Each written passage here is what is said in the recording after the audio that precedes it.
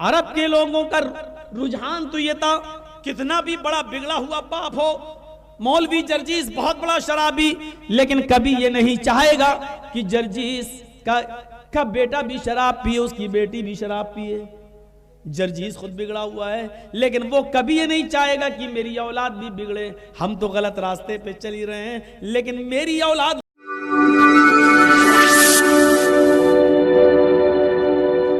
गलत रास्ते पे ना चले। ये जर्जीस की सोच है। अगरचे बिगड़ा हुआ है, आप कितने बड़े शराबी रहे हैं, लेकिन आप कभी ये नहीं चाहेंगे कि मेरा बेटा भी बड़ा होकर शराबी बने। लेकिन अरब का रुझान अलग था। उनके घर में जब बच्चा पैदा होता था तो माँ के दूध के बजाय सबसे पहले बच्चे के हलक में शराब के कतरे डाले जाते थे, शराब की बूंदें डाली जाती थी, और ये कहा जाता था कि इन्होंने अपने खानदान के नाम को रोशन किया है। हमारे खानदान में शराब को बहुत अच्छी चीज समझा जाता है, लिहाजा सबसे अच्छी चीज हमने अपने बेटे को पिलाई। जिस बच्चे के पैदा होने के बाद जिसकी रगों में माँ का खून दौड़ने के बजाय, माँ का दूध दौड़ने के बजाय, अरब की सड़ी हुई चीजों से बनी हुई शराब जिसकी रगों में दौड़े, वो बच्चा आगे चलकर क्या बनेगा। ये माहौल था अरब की धरती पर।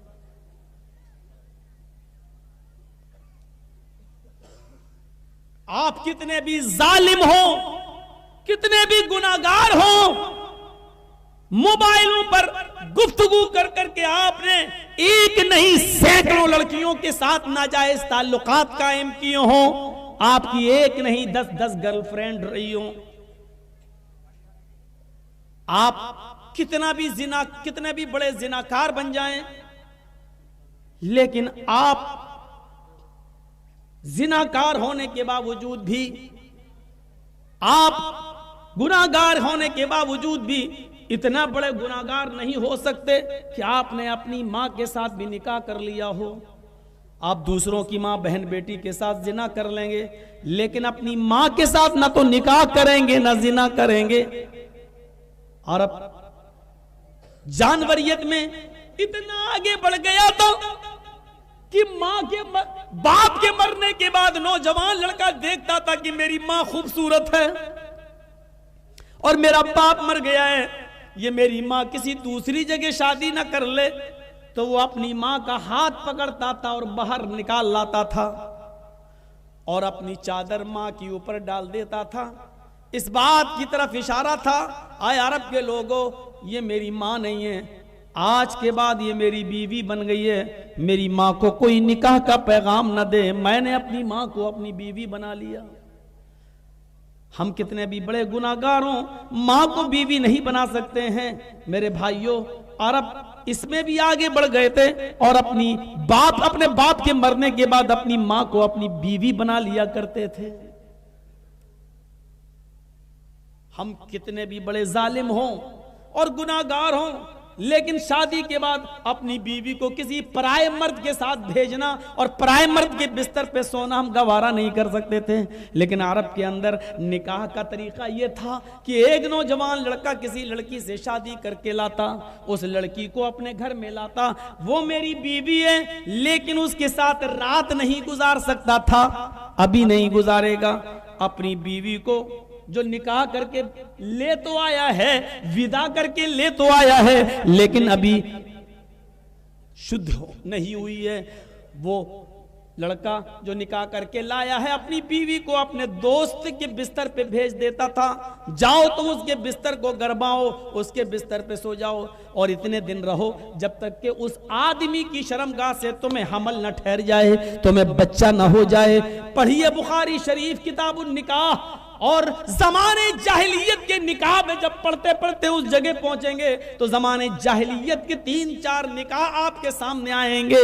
उन निकाह के चैप्टर में आप देखेंगे वो लड़का बीवी मेरी, लेकिन मैं अपनी बीवी से नहीं मिल सकता, उसको भेज दिया जाता था अपने दोस्त के साथ, जाओ इसको ले जाओ। और जब पता चलता था कि वो मेरे दोस्त का बच्चा इसके पेट में ठहर गया, हमल ठहर गया, तब ये दोस्त जाता, ये पति जाता और अपनी बीवी को वहां से ले आता और अपने पास रख लेता। ये इस बात ऐसा इसलिए किया जाता कि ऐसा करने से उनकी आस्था, उनका अकीदा, उनका बिलीव ये था कि बच्चा नेक पैदा होगा। मेरे भाइयों, ये शादी का एक घिनौना तरीका था। आप अपनी बीवी को किसी दूसरे के बिस्तर पर नहीं भेज सकते हैं। अल्लाह के नबी इसी बात पर औरत को मारने की इजाजत भी देते हैं कि तुम्हारी बीवी अगर तुम्हारे बिस्तर पर किसी गैर मर्द को बुलाए, फज़रिबूहुन्ना ज़रबन गैर मुबर्रह, तो आए लोगों, इस बड़ी गलती पर तुम अपनी बीवी को मार सकते हो, अपनी बीवी को पीट सकते हो, लेकिन ऐसी मार मत मारना कि जिससे उसकी पीठ पर निशान पड़ जाएं, जिससे उसकी पीठ पर जख्म पड़ जाएं। हल्की मार मारो, सजा के तौर पे मारो।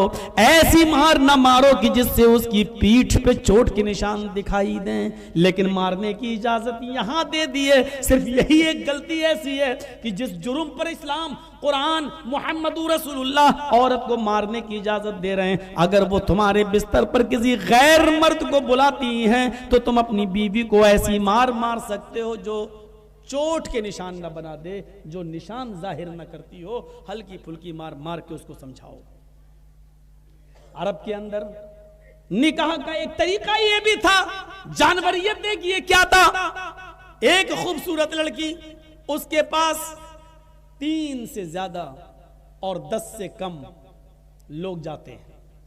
3 भी जा सकते हैं, 4 भी, 5 भी, 6 भी, 7 भी, 8 भी, 9 भी, 10 तक, 10 से ज्यादा नहीं। और उसके साथ जिना करते हैं।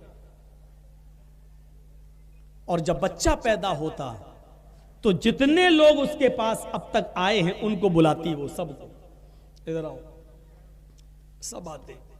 और मजाल नहीं थी कि कोई ना आए। ये समाज में उसूल था, जितने गए, औरत बुला रही तो सबको आना पड़ेगा। सब आते। 3 गए थे तो 3 आएंगे, 10 गए तो 10 आएंगे, 6 गए तो 6। जितने लोग उस औरत से मिले वो सबको बुलाती और सबको लाइन से बिठा देती। सब बैठते, वो औरत सबको खाना खिलाती और खाना खिलाने के बाद कहती, तुम लोगों को तो अपना मामला मालूम है। तुम मेरे पास आए, तुम मेरे पास आए, तुम मेरे पास आए, तुमने मेरे साथ जिना किया, मेरा जिस्म हासिल किया, अब ये बच्चा पैदा हुआ है। अब औरत उस बच्चे को उठाती। गौर करो, ये तकरीरें शायद किसी मौलाना ने तुम्हें बताई हो, मुझे नहीं मालूम, जबकि ये हदीस की किताब